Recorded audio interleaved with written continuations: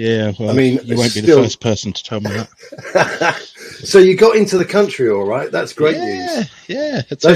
I told you those passports were all right, didn't I? Yeah, well, anything that you buy from your Nigerian associates are pretty good value. Excuse me, God. That pub I was at last night was top. Really nice people, and they've said if we want to do a wash up on Sunday, then the manager will jump on board. Brilliant. And, Brilliant. We can do some helping by promoting his business, but equally, he said, I hope you don't mind if I swear and things. I said, no, the more the merrier. I said, be yourself. He was like, oh. If he doesn't swear, he's out. Yeah. And so for those of us, we'll kind of let's start the show now. Okay, let's go for it. I see you're still enjoying the sunshine. You've got a new sponsor, which is great for business. Goodness me, look at that, girls. So tell us, who were you out with last night? Because as you saw, I was in one of the Europe's hotspots. But that was salubrious. I liked the chandelier made out of bottles. That took some doing.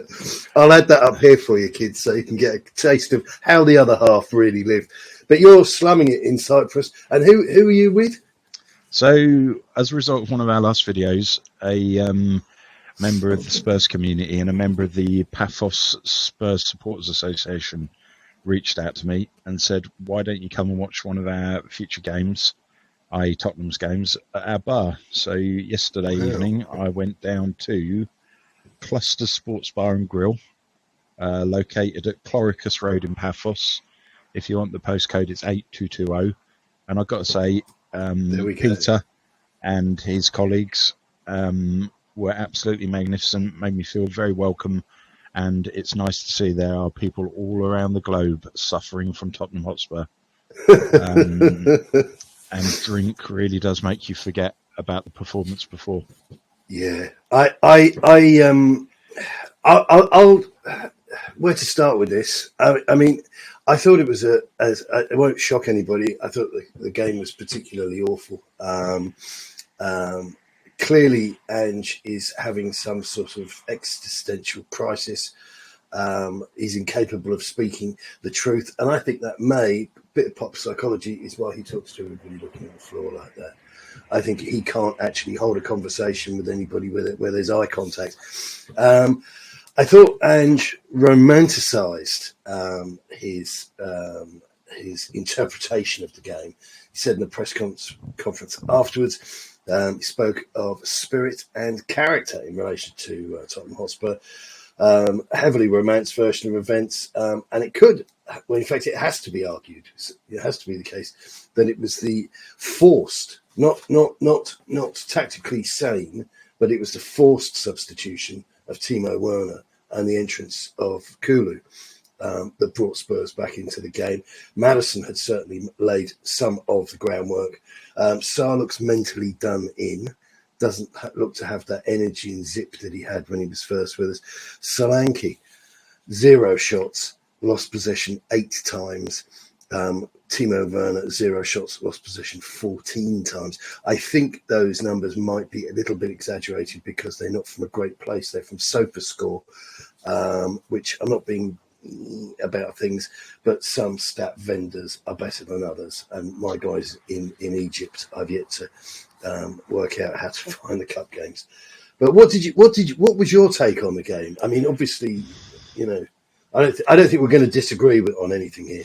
First of all, H, I'm going to share with you a text I received at 12:28 this morning. This is from a guy I've known for some time. Surname's Levy, but you can rest assured he's not related to Daniel. And this is a guy who is in his 70s and he's had a season ticket at Tottenham for 50 plus years. Right. And he said, worst performance I've ever had the misfortune to watch. Complete embarrassment, manager on his way out. I replied, absolutely terrible. Worse than that, Coventry outplayed us. Greater commitment. Manager looked frozen like AVB. No idea, no captain on the pitch. Embarrassed to be a lifelong fan. 3 defeats in the next 3 games. He is a dead man walking. And that's from a bloke who's 72, 73 years of age.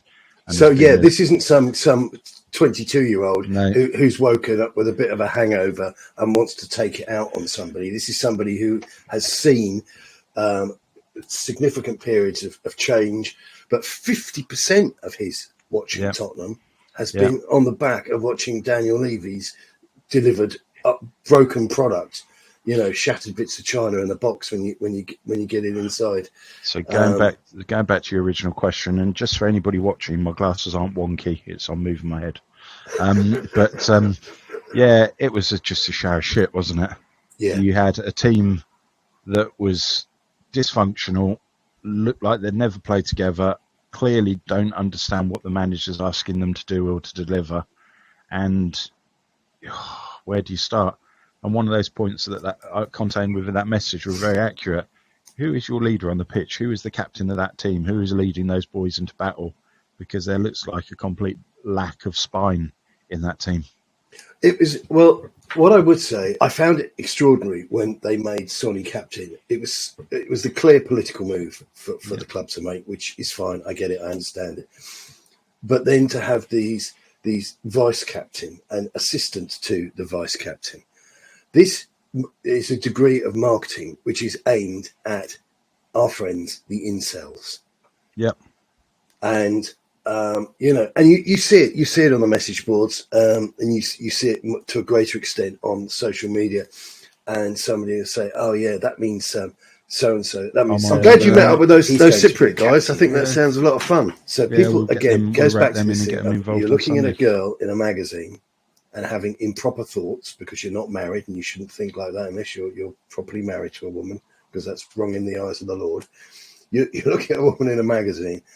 And then you're looking at a girl in a bar and your brain doesn't work. You have no idea what to say to her.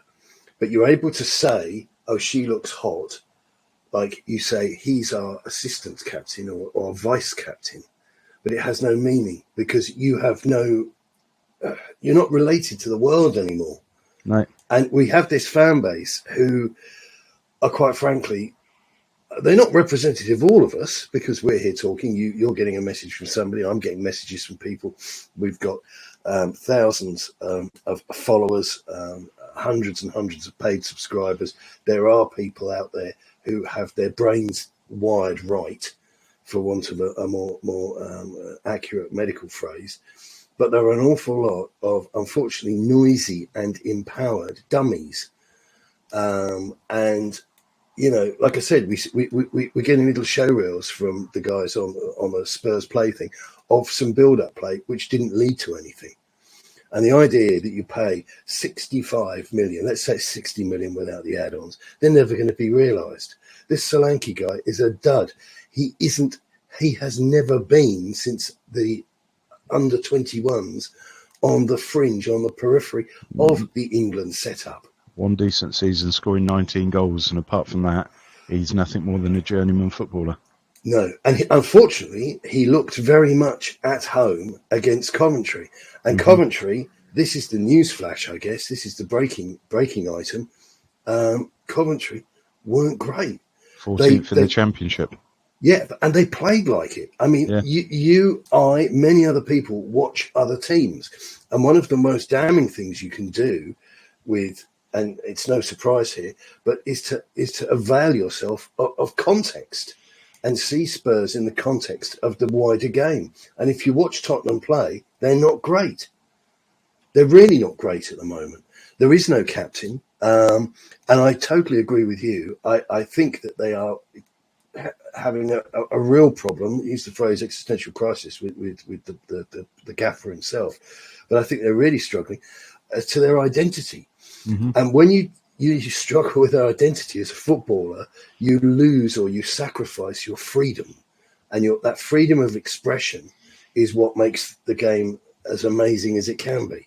Yep. And we don't have any players that you just think this is going to be good. You know, when Gareth Bale got the ball or when Luka Modric got the ball, you knew there was a likelihood of something, or Dimitar Berbatov, goodness me, there you go, there's the name.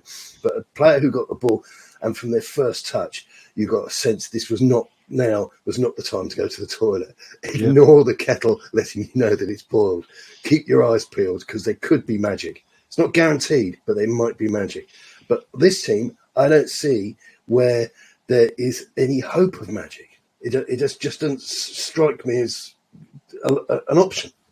I looked at that team last night and I thought, who is that game changer that's going to get me from my pub stall after 10 pints of Keo and get me thinking, wow, this is interesting. And I came to the conclusion, not one of them. And then there's the manager saying, oh, we've got a busy period, 7 games, 21 days. We need to rotate the squad. We need to give players a chance. Why are you giving Fraser Forster a chance? Why are you giving Ben Davies a chance? Why are you giving Timo Werner a chance? We've given them plenty of chances before, and on every chance they've failed or underperformed. We should be giving chances to the youth, because that's what we were led to believe was the direction the club's taking. But we seem at odds with ourselves around what the actual direction is or who we're actually going to play. So you spend 40 million on a supposed generational talent that we're led to believe Bayern Munich and Real Madrid were looking at, Archie Gray, as central defensive midfielder. And where did we play him last night? Right back. You just think it makes no sense at all. Then you've got Jed Spence on the bench, who is a right back, yet he comes off to play at left back, and we whip off the left back after 40 minutes. And yes, Spence was probably a game changer and showed more about him in that 40 minutes than a lot of other players on the pitch. But you think it's round holes with square pegs, so you can't understand what the justification and rationale for some of these decisions are. I have a theory, which is a little bit off piste, but I have a theory that Archie Gray is this generation's Theo Walcott. This is a player who ticks an awful lot of boxes, but in the reality of when you actually see him play, you're not getting anything sensational. He's very competent at this and at that and at the other. But where are those game-changing, encouraging moments? Where's that sort of don't see that everyday talent? And Walnut was I was struggling with the name because I always called him Walnut, but Walnut was always not quite the Jack the Biscuit that he was led out to be. We had the business of Sven taking him on the plane before he'd earned the right to be in a seat, and apparently that was part of some holistic thing that they'd come up with. They dreamt that this was, that was part of his journey. Goodness me! I mean, but this kid strikes me. Like I say, I don't have a bad bone in my body towards him, but this just strikes me as a bit similar deal. Instead of giving us substance and something we can really, appreciate and latch onto, he looks very competent. Yeah, he looks very competent, extremely competent, but he looks competent to the point whereby you keep on sort of hearing those voices saying, "Oh, but he's only X years of age, and he's competent to the point of the Spinal Tap thing." When the guy said, in the documentary, the opening lines, and he said he was impressed by their power, their ambition, and their punctuality. Yeah, and I think that's where we are with him. Playing the kids, I don't think is a puzzle for Postecoglou. I think it's something he has to do. And in relation to, you were saying there about Ben Davies and who was the other one? Fraser Forster. Mm-hmm. Fraser Forster. I hate to be, the bad uninvited guest at the party, but Transfermarkt gives you a pretty good feel for the mood in the camp. Go and use it, kids. Open up his page. The line on the graph goes from the top left to the bottom right. His value is currently about £1 million. Even in goalkeeper terms, he is past it. In theory, if you look at his saleability in terms of a footballer, if there was a fire sale and somebody rang the dinner gong today at 3:00 and said, "Right, everybody out," you get bids for him in maybe £10,000 or something. Mm. He has no discernible value. And we saw how poor he was in the cup game that we did lose against Fulham. I thought you were going to talk about when he took Radic, the centre back, out last night. But this is what you get. This is what you get when you pay peanuts. You get monkeys. Mm-hmm. And it's a similar setup with Ben Davies. Ben Davies has morphed into this loyal servant, blah blah blah, never done anything all that wrong. Why is everybody on his back? He's been a great guy. No, he's been an absolute drain on resources. He had a sweet spot in his career when he'd been with us for about 4 years, where he was useful to have as a backup, but he never accrued any great commercial value because he was never a player that any coach was going to look at and say, how can we get this guy? Yeah, exactly. This is the guy we can bring in. And that's like bringing in, you know, your likes of your VDV, your Romero. He's one of those Rolls Royce type players to bring in. It's nothing like a Rolls Royce. He's more like I don't know, like a Ford Mondeo with a custom kit on it. You know, and he's got a haircut like a Welsh bingo caller. I just find the whole thing rather depressing. But he should have given the kids a proper go out. And there's always going to be arguments. There's always going to be arguments. You know, Coventry would have had too much physically.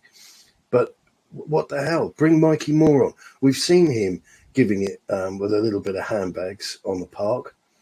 This guy isn't fresh out of Sunday school. And they want to make a name for themselves. I mean, but Tottenham don't do it. Tottenham don't do it. I've seen it before, and we've had players on the fringe. I'm just trying to think of his name. Who was that lad that we had? Name doesn't come to me. Blonde guy had come from Germany. Lewis Holtby. Holtby. Yeah. And I Holtby, for me, I don't think was a tremendous footballer. Okay, I'll put that out there just for anybody who wants to start yawning. But he was a good 6, maybe 6.5 out of 10 sort of footballer. And I would have put my arm around him and said, listen, I've got a job for you. And it isn't this constant being on the end of this constant talk about you could be this, you could be that. I want you to captain our B team, our cup side, our domestic cup, our European Cup side. And I've got to let you know, if things go really well, I'll never take you off. I won't sub you for, you know, whoever in the final. And just watch him grow. It'll either make him grow or the weight will be too much for him. Yeah. And something like that should be done with these kids, because we keep on being fed this, you know, this thing that, Mikey Moore goes through people for, you know, and, you know, all these other names, but we don't see anything from them. And then the terrifying thing is that we see what is supposedly the cream of the crop in terms of Gray, and he's just immensely adequate. But these youngsters have got to be given the opportunity to grow and develop and express themselves alongside seasoned professionals.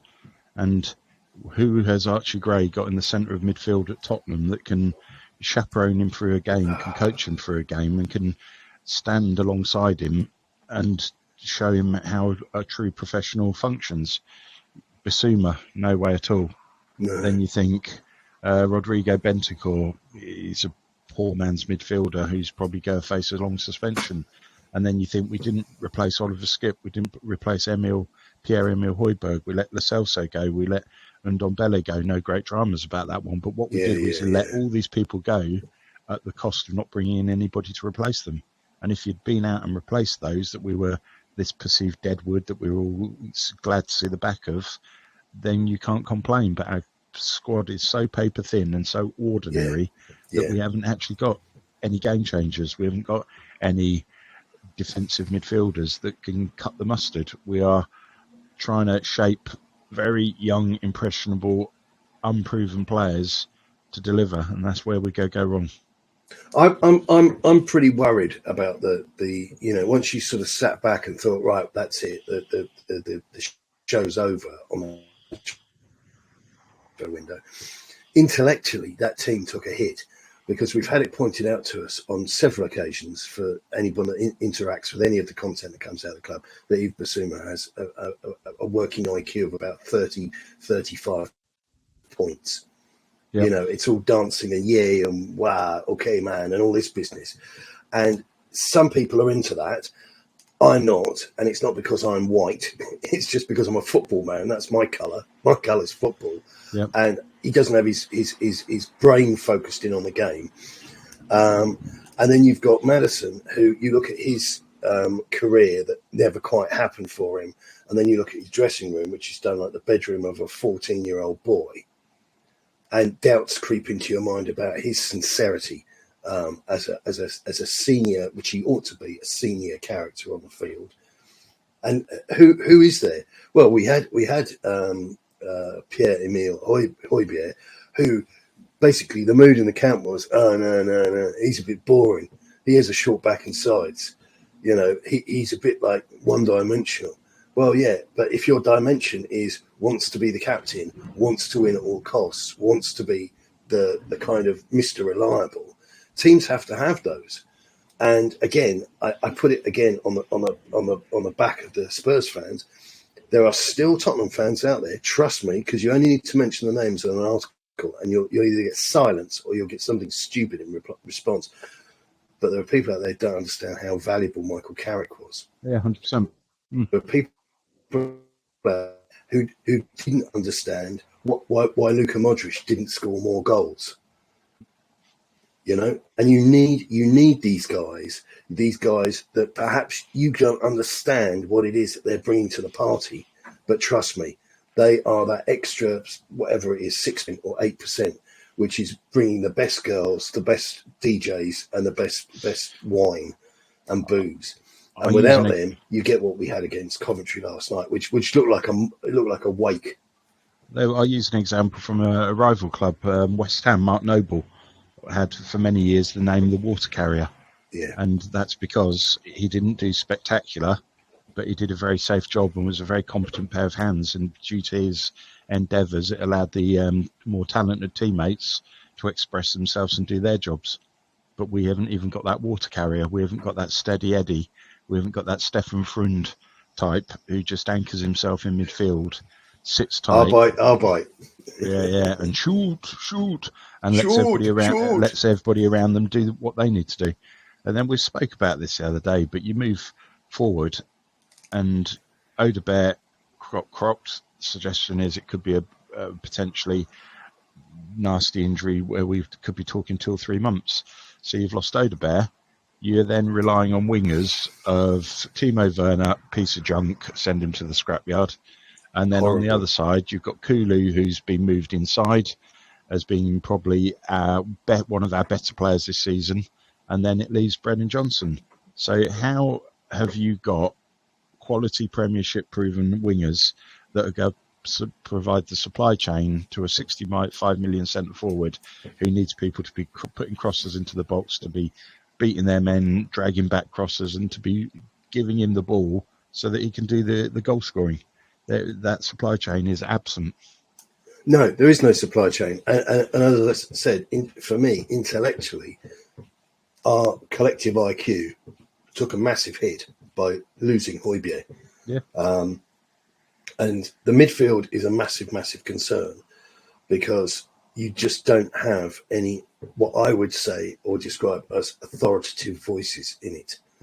Papa Sarr, made the joke about he looked like he was looking for a yo-yo the other week, but he does look like a guy who's like has his account been topped up by his parents. Has he got his pocket money hit the account yet?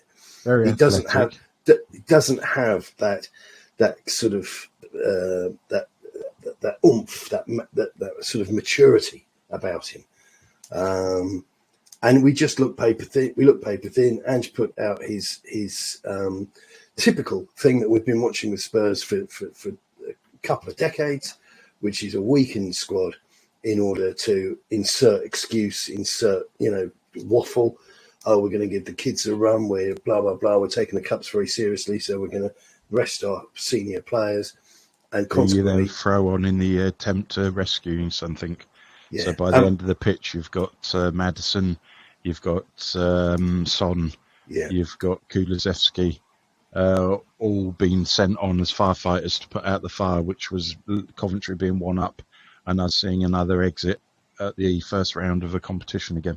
Well, Coventry, in fairness, I didn't think they were tremendous, but what they did do, they did well. They were solid enough, and they deserved their goal.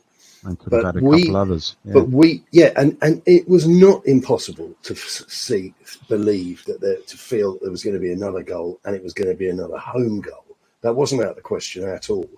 When Spurs scored 2, it was great, job done.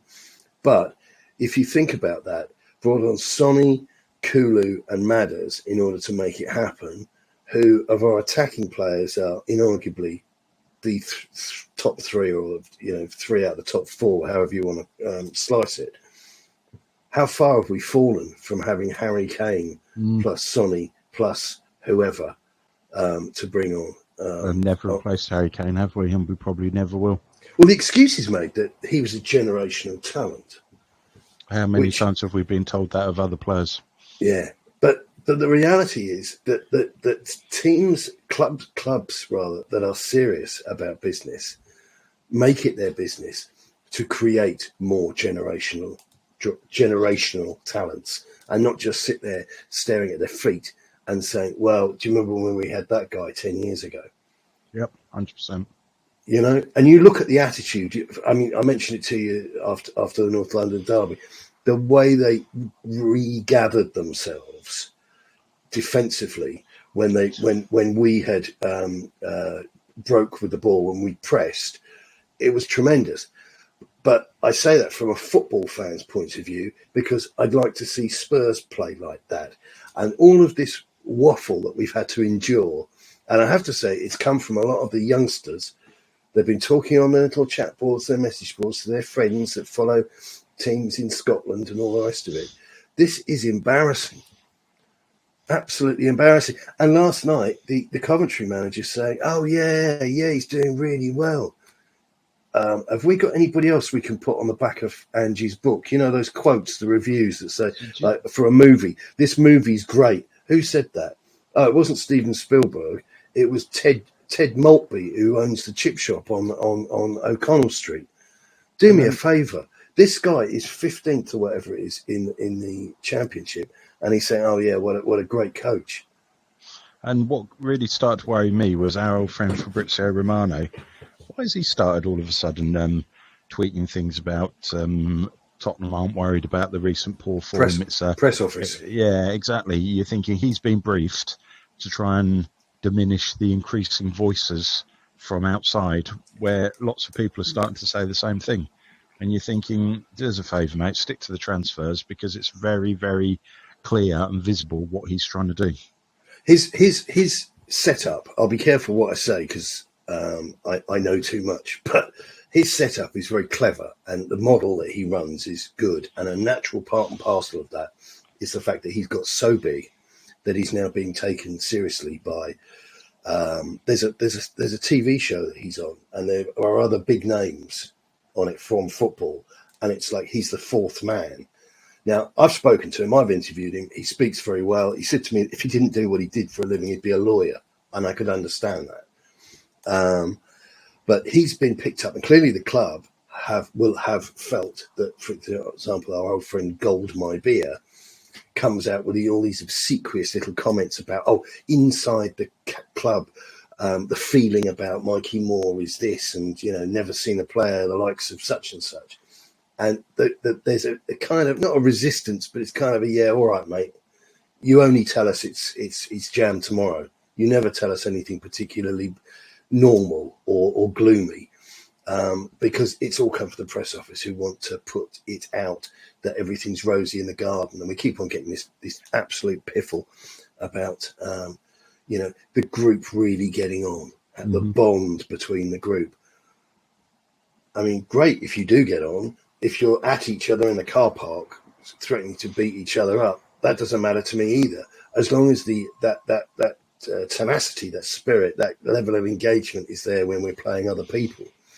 But yeah, I agree with you, and I think Romano should have swerved the opportunity to share that, because it wasn't his usual gold dust. No, as soon as I saw that, it set the alarm bells ringing, and you start thinking, actually, this looks like somebody's proactively trying to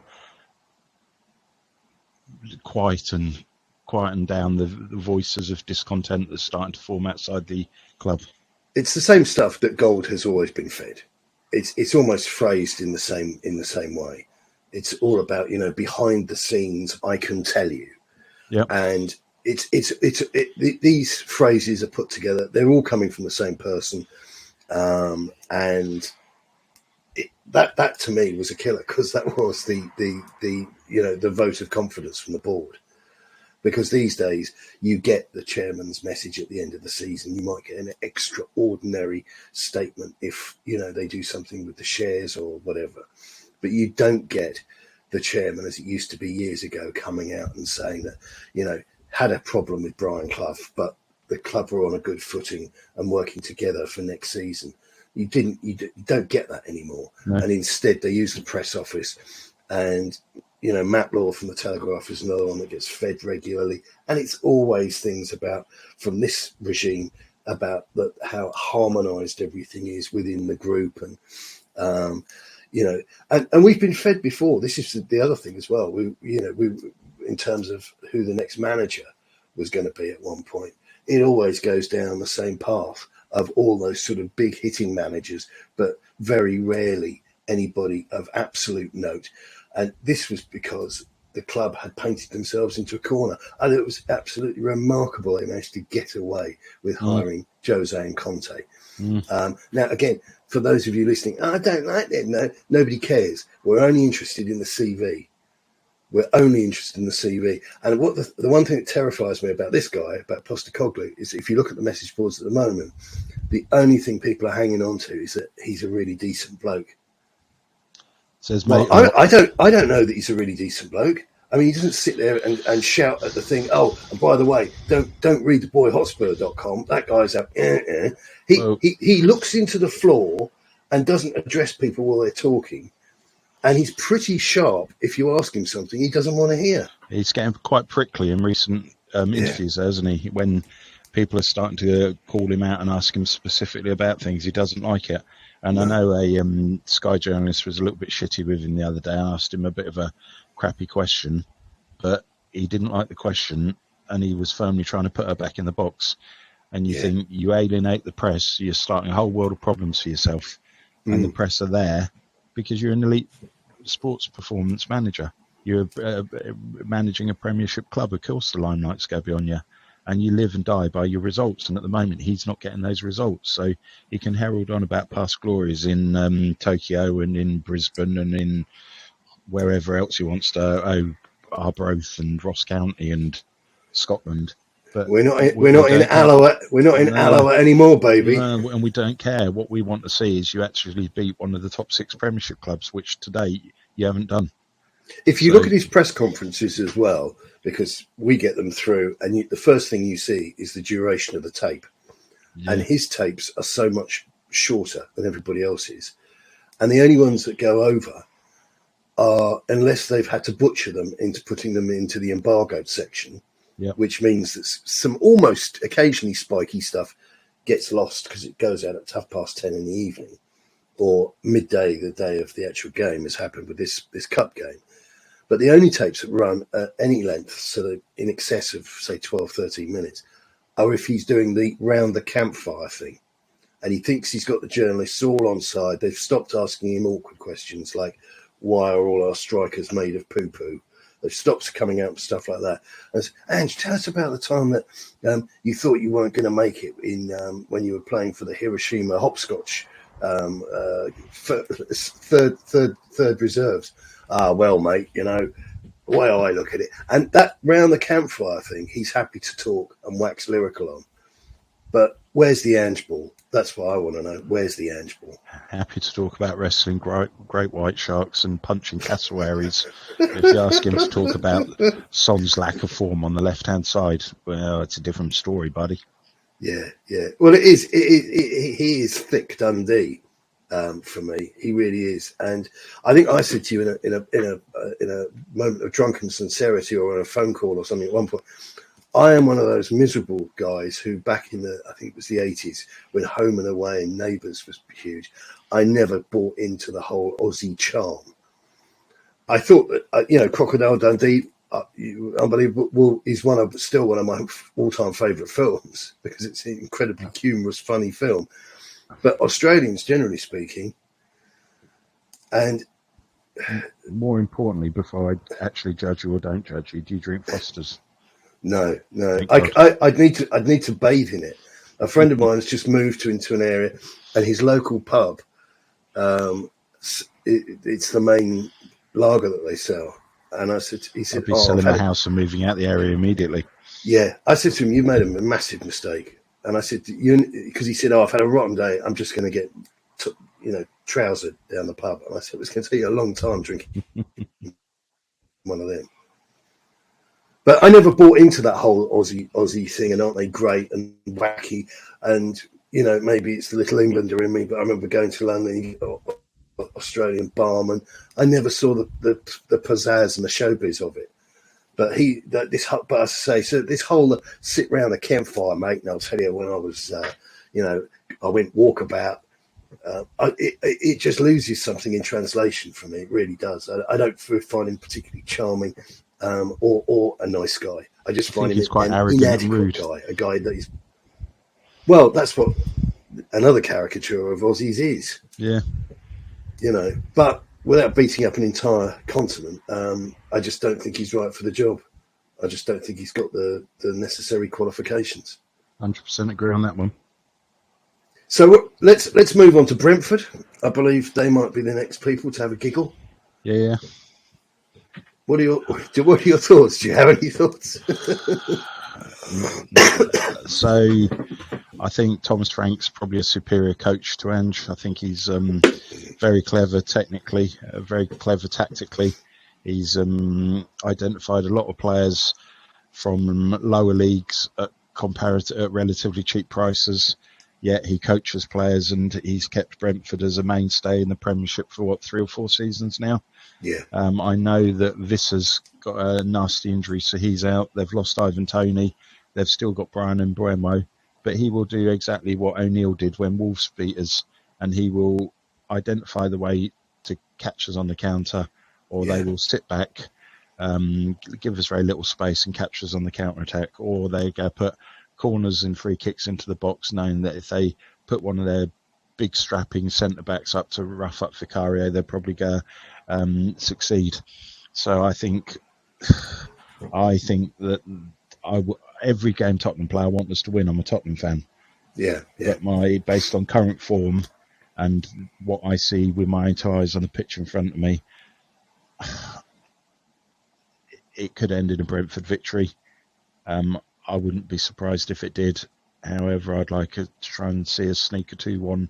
It'd be nice to keep a clean sheet because we're like a sieve at the back. Ultimately, you do not know what you get with this transfer side. I got sent I get sent all sort of weird stuff. Mine was from a gambling company, and it contained a load of irrelevant stuff, as frequently do. But it was an interview with David Seaman, and he is still involved in the setup at Arsenal. Now, I don't know how deeply he's involved, but he started going through his thoughts on Vicario and stopped midway and said, but I can't let that much information outside the club. But basically, he was talking about sending in a player to annoy Vicario and to ruffle him. And he said that he felt that the boy was too easily distracted and got involved in things. And instead of running his box, he became reactive to what was going on inside it, which some people listening to this might think, oh, what's that actually mean? Well, look at the mistakes he's made. Look at his inability to command his 6-yard area, and look at all the screaming and shouting that's been going on. And it tells you that people have worked him out. Yeah, but whilst he's still got Fraser Forster as his understudy, he knows that if he's fit, he's going to be donning the first team jersey every week. But that's another thing, and it's that could be a great title for a book on Spurs. And there's another thing, that this guy is like so many other players in the squad. There's nobody challenging them. No. So there's no point even going through it because there are 10 outfield starting berths. There's only one goalkeeper because the guy behind him, as we know, Fraser Forster's career is over. But of the 10 that are going out, the threat to them we saw last night against Coventry. Yeah, there is no threat. There is no real threat. There's one or two. If they got injured, you wouldn't be like, nobody would look twice if you brought Bergvall in, for example. But others that are out there, there's no threat. Timo Werner isn't threatening anybody for their role, for their job. We've got no game changers. We've got no exciting midfield maestros or somebody that can put a 30-yard pass through, or we haven't got a winger who can drop his shoulder and beat 2 or 3 people. We've got very ordinary products which are the result of spending cheap money. Well, you say that. I agree with you, but we spent an awful lot of money. 400 million on rubbish. We spent far too much money on Wilson. Yeah. Wilson's price tag for the quality of player, from where he came from, was just far too much. And we've spent far too much money on what is a championship grade striker. And all that we have coming in our ears from the kiddywinks is them telling us that he's going to be really good. Yeah. I mean, I'm going on holiday next week. I know it's going to be good because I know the location and I know the property that I'm staying in. There's enough damage limitation done there. I mean, the real problem is there's only one pub, so if I have any issues there... After a few beers with you, H, I know the nights always end. Exactly. But sometimes early, sometimes late. Who knows? But the point being is that you take the drama out of the situation by putting yourself into the right spot. With Spurs, we're not in the right spot. We haven't got the right players. We haven't got enough players. And it's like Groundhog Day, isn't it? It's history repeating. We've been here so many times. We've had so many similar conversations, yet we find ourselves having the same conversations again. We never learn. And he's telling people after Coventry that Coventry played really well. Yeah. I think he doesn't understand the thing. That's maybe some kind of thing in his head that doesn't connect. He can't tell the difference between the Scottish and Japanese leagues and the Premier League, and he can't tell the difference between Coventry City doing their best against a Premier League side at home and actually being a decent opponent. They're not a decent opponent. No. They're mediocre. They're an okay mediocre side. You look at a different example. The night before, Man United played Barnsley, did they? And they put out a slightly weakened side, but they put 7 goals past them. And if Tottenham had and Liverpool's youth as well, and we've seen them. If Tottenham had anything about them, there were players that were itching at the bit to get a start last night. They, with no disrespect to Coventry, they should have turned up and showed why I'm a Premiership player and why I belong in a Premiership shirt. But they didn't. Yeah. They looked very ordinary. When Ellis Sims came off the bench for Coventry and the American guy had you right, those two were out-muscling some of our guys. And we just looked flat. And it says to me, what's happening on the training pitch Monday to Friday? And everything in every walk of life starts and finishes with the manager. Did you see Brennan Johnson's exit of the pitch? Yeah, no. He went over to our fans, started to applaud them. A little clap thing, and he fizzled away. That guy is a little bit broken. And that, to me, it says, well, I would come closer, but you hurt me. And this has no place in the world of football.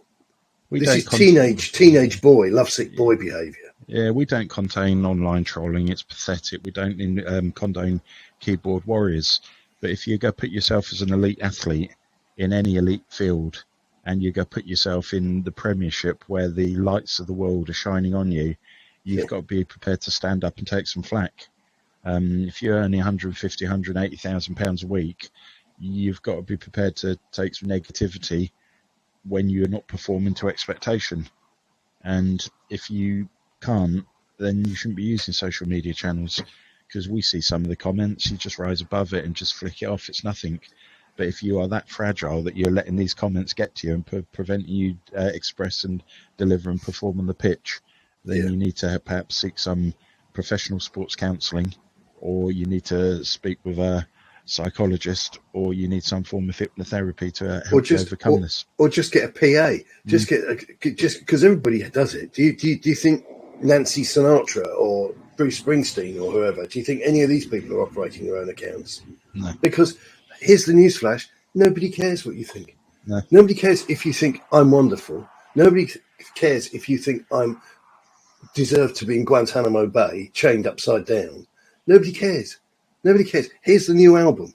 Here's the shoes I'm endorsing. Yeah. Here's the Nutri drink that I'm having in the morning, allegedly. Yeah. Here's the razor blades I use. This is the feed we're giving you. And we don't need any feedback. We don't need your praise. We don't need your condemnation. So the idea that you've got, and I say this, mentally, it's this lovesick schoolboy looking on his phone. Oh, I thought everybody loved me, but some of these people, they clearly don't love me.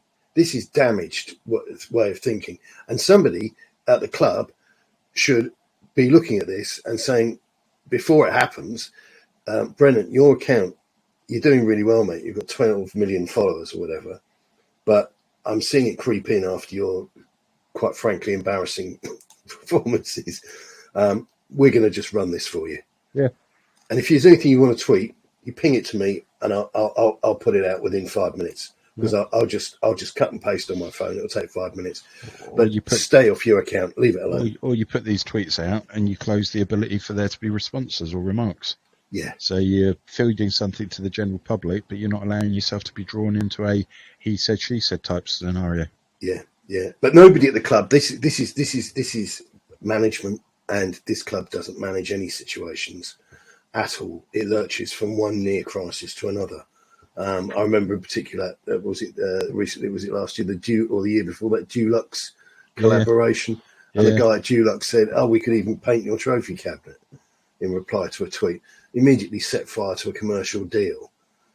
But you can't have an absence of control. That's where it all goes down the pan. But yeah, that was just sad to see. He went over to the crowd, did a little bit of that, and then it's like his brain said, "But they don't all love you." And he sort of drooped. That goal was Brennan Johnson at his best, and that's the quick attacking, running on, and the cut finish was very, very well taken. But again, where is Postecoglou been in respect of training him on the pitch and developing him as a player when he tends to be taking backward steps? And that's all about another fragility and concern I have about Ange. How is he developing people? And I'd say, no, he's not. Name a player that's improved in the last 12 months. I don't think, and I've banged this drum before, I don't think football managers are particularly about that anymore. I think the last time you saw that was probably going back decades, probably predates the Premier League. And what they lived and died on was who they bought. And if you go back, say, Bill Nicholson, Brian Clough, these sort of characters, Shankly, you would have seen players rise under their auspices. But at Tottenham, we've seen players rise who just innately had it. And we've had this conversation before. With the likes of Gareth Bale, who developed himself. He'd obviously done really well to get the gig that he got, Southampton and Spurs, and he was where he was. But then saw himself as being there was still a greater trajectory for him. Yeah. And Harry Kane was absolutely determined not to spend the rest of his life catching trains out to Watford and bloody Millwall. Yeah. Or wherever it was he was. And it was just sheer bloody determination. There wasn't any great coaching that went on, and be it, this isn't a sideways stab at Sherwood or otherwise, but none of these guys did anything that radically improved these players. And I think Ange's come here with one thing on his mind, and that's this system that has worked for him in far less competitive divisions. Agreed. So my prediction for Brentford is a 1-1 draw. Okay.